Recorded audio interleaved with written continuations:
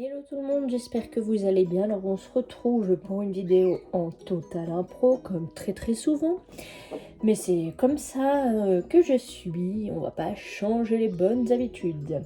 Je pense faire un petit meal prep, batch cooking.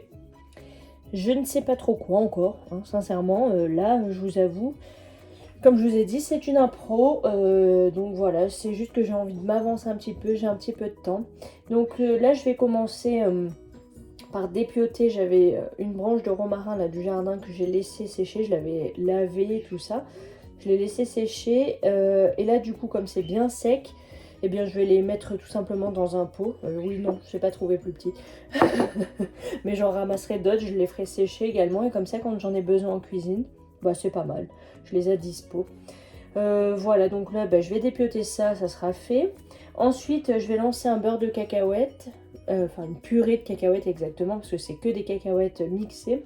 Et après eh bien on verra ensemble. J'avoue, ça fait un peu ridicule dans mon pot, mais ça fait rien. Voilà, parce que comme je m'en étais déjà servi de la branche, j'avais pas envie de le perdre, hein, tant qu'à faire, je l'ai ramassé.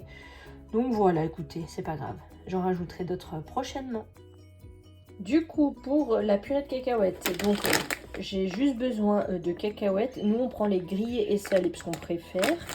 Je vais me servir de mon compact cook que voici pour tout simplement broyer et faire cette purée parce que c'est beaucoup plus rapide et facile. Sachez que vous pouvez le faire avec un mixeur, il faut juste qu'il soit bien puissant. Et pour éviter qu'il surchauffe, et bien tout simplement vous faites des pots. J'ai pas filmé quand ça hache parce que franchement ça pète les oreilles. Donc là au bout de 30 secondes vous voyez ça donne ça. Donc là je vais encore mixer et je n'ajoute pas d'huile, ce n'est pas nécessaire, les cacahuètes sont suffisamment grasses.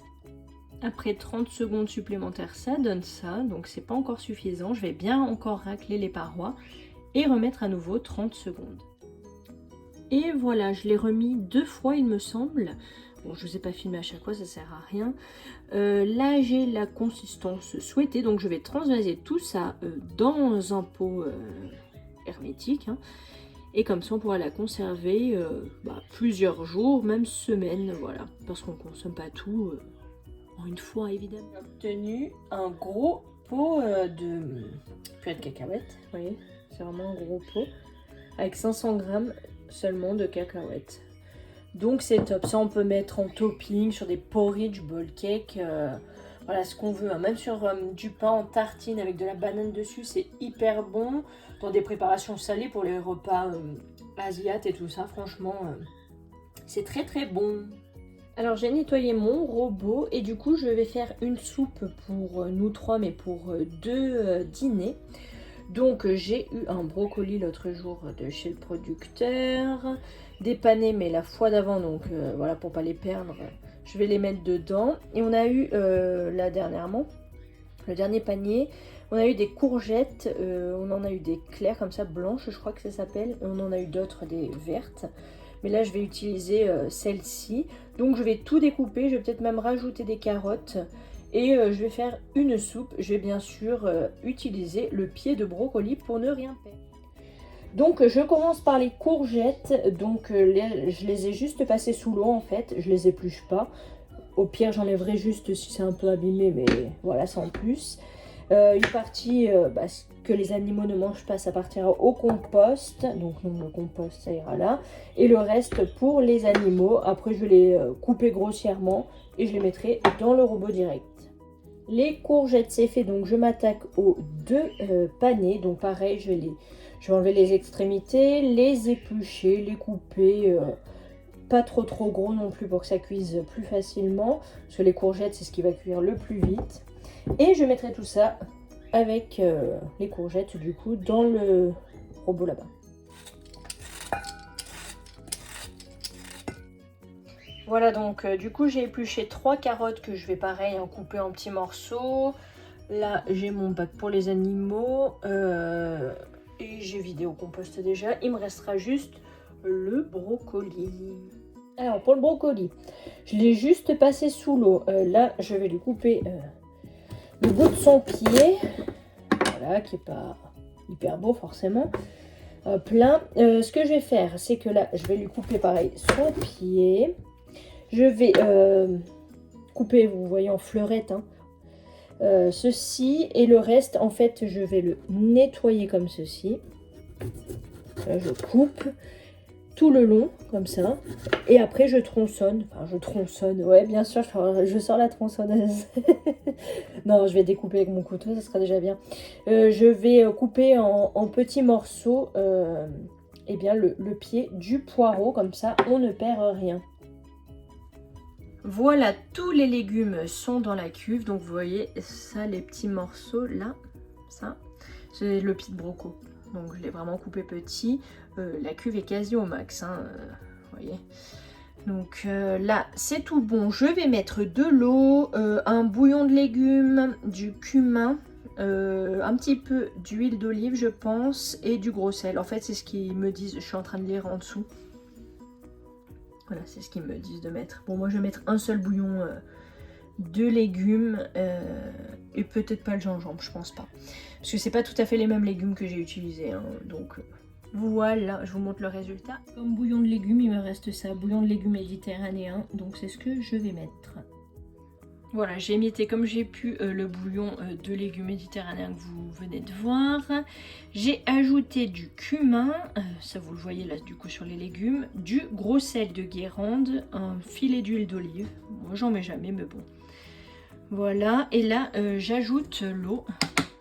Alors vous le savez si vous regardez mes vidéos, ici c'est de l'eau en bouteille parce que nous sommes à l'eau de source et nous ne pouvons pas la boire.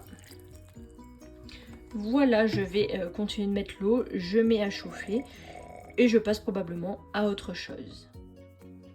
Voilà, la soupe est prête, mais j'ai laissé des morceaux.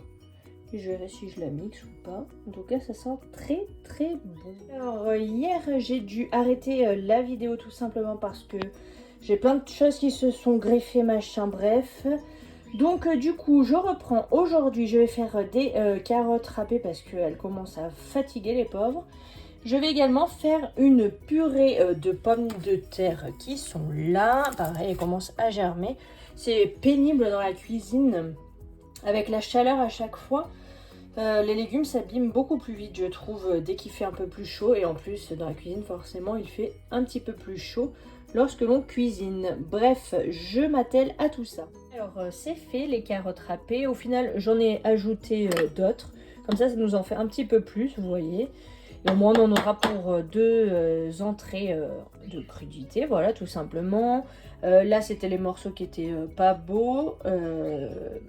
Que je vais mettre au compost, ça c'est juste de l'essuie-tout parce que je les avais essuyés là aussi. Là ça sera pour les animaux, toutes les peaux qui n'étaient pas abîmées. Et là je vais m'atteler à la purée de pommes de terre. Alors j'ai épluché mes pommes de terre, j'en ai fait plusieurs parce que ce sera pour faire une purée pour 2 repas. On accompagnera ça de haricots verts poêlés à l'ail tout simplement. Et avec des poissons, vous savez, fish and chips que je vous avais déjà montré, qui sont hyper bons. Et en entrée, on se mangera des carottes râpées là que je viens de faire. Donc là, je vais les couper pas trop grosses, les pommes de terre. Les mettre dans le panier vapeur de mon Cookéo. Et comme ça, voilà, ça sera beaucoup plus rapide pour faire une purée, enfin un écrasé de pommes de terre. Voilà, je les écraserai tout simplement avec un peu de sel, du beurre. Voilà, ça sera très très bien. Là, je suis sur tous les fronts. Je viens de mettre les haricots verts avec de l'ail dans une poêle. Je vais les faire chauffer. Là, nous avons les pommes de terre qui finissent de cuire tout simplement. Là, dans l'air fryer, je viens juste de les mettre, mais je n'ai pas mis encore à chauffer, il faut que je lance. Les poissons façon fish and chips, comme je vous le disais. Et là, c'est le gros bazar. Je vais faire un banana bread. Alors, je vais pas vous filmer la recette parce que j'en ai déjà filmé au moins 2 fois, je pense, des banana bread. Bon, là, c'est pas tout à fait la même recette, mais comme j'ai l'air fryer là qui fait du bruit à côté, je vais juste vous montrer rapidement. Je vais mettre du bicarbonate alimentaire à la place de la levure chimique. Je vais mettre du sucre de coco, de la boisson soja nature, de la cannelle moulue, des œufs. Je vais mettre de la farine, donc je vais finir celle-ci. Cuisine et pâtisserie, là, c'est de la T45. Et je vais compléter avec de la farine semi-complète, des bananes écrasées bien entendu, ainsi que du chocolat noir dessert que je couperai en petits morceaux. Je vous montrerai le résultat une fois que ce sera cuit. Je pense le passer au Cake Factory, enfin le faire cuire au Cake Factory, mais une fois que j'ai enlevé toutes mes machines, parce que là, C'est le vrai. c'est le vrai bazar. Et voilà le résultat du gâteau. Donc ils sont hyper bons. Alors il fait un petit peu plat tout simplement parce que le moule du Cake Factory est large. Donc du coup, voilà, il aurait été beaucoup plus gros si je l'avais fait dans un moule à cake au four tout simplement comme je fais habituellement. Mais voilà, il est vraiment très grand, regardez par rapport à ma main. Donc voilà, ça sera pour les prochains goûters. On a mis des pépites de chocolat. Voilà, on va se régaler. Ils sont très très bons. La cannelle. Je pense que cette vidéo va s'arrêter là, tout simplement parce que je pense qu'elle va être trop longue sinon. J'espère bien qu'elle vous aura plu. Elle a été un petit peu décousue dans tous les sens, mais voilà, c'était de l'impro comme je vous ai dit hier. Enfin vous, c'est dans la même vidéo, mais moi c'était hier. Mais voilà, j'ai fait quelques préparations, il nous reste pas mal de choses, donc je suis contente. Et on a goûté la soupe que je n'ai pas mixée, franchement c'était excellent. Voilà, bah écoutez, je vous dis à très bientôt pour une prochaine vidéo.